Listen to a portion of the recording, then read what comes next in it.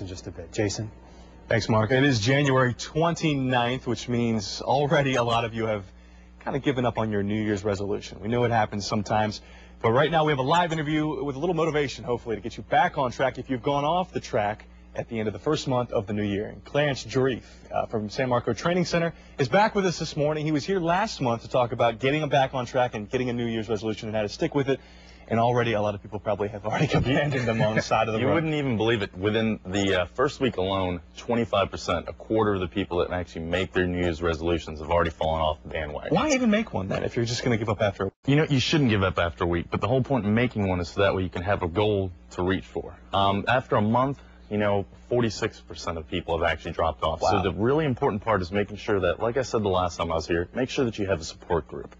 The things that you need to be doing right now is checking to see what type of baggage you have, what are your obstacles, what's keeping you back, what are your bad habits, are you in a bad environment that's not, you know, can help you work out, be fruitful with your goals. So people need to address those issues and then make sure that they move on and have a plan set to stay away from those things that are keeping them from their goals. The body's not going to do anything that the mind, doesn't tell it to do. So a lot of this is mental. If it's just mental, if it's just you kind of, being lazy, what can you do to, other than, the person's really on their own to do that, right, to fix it? People are on their own, but the biggest thing, like I said before, is make sure you have a support group. Social media right now is huge. People, my clients, I have them on Facebook. They're all friends with me or the studio, and I can have them post online what their issues are. I can touch base with them, see if they're eating correctly. The more people that see your goal out there and see that you're working to have a purpose to lose weight or to reach that resolution, the more support that you're going to have. People are going to respond to when you say, I'm going to the gym, or I don't feel like it. They're going to tell you to go. In this business especially, I know this, running and gunning all the time. We're always, on deadline every day. We fall into the pitfalls of eating bad food because we don't have the time. We just run and grab whatever we can. You pointed out to me before we, came on here, packing something, just a small snacks, the night before you go to work in the morning, a lunch, that can save you pounds. Correct. It's a lot better to be proactive rather than reactive.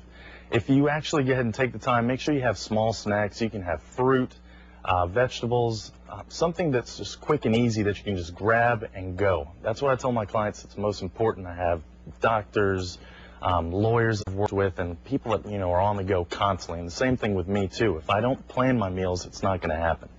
What have you noticed about the people who have stuck with it, through now, the people who are at your gym now? What's different about them than the people who have given up? The difference between them and the people that have given up is mental. It's all in the mental game. I preach positivity. There's really 3 P's that you need to know about: patience, persistence, and perseverance. Those 3 really help you out, but the biggest one is the 4th P that people don't know too much about, is being positive.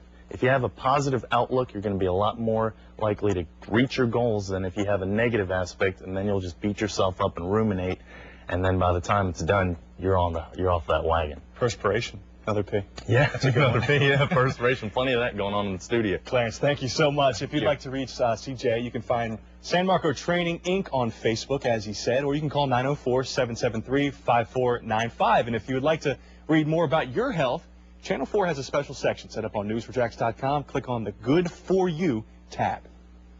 So to come on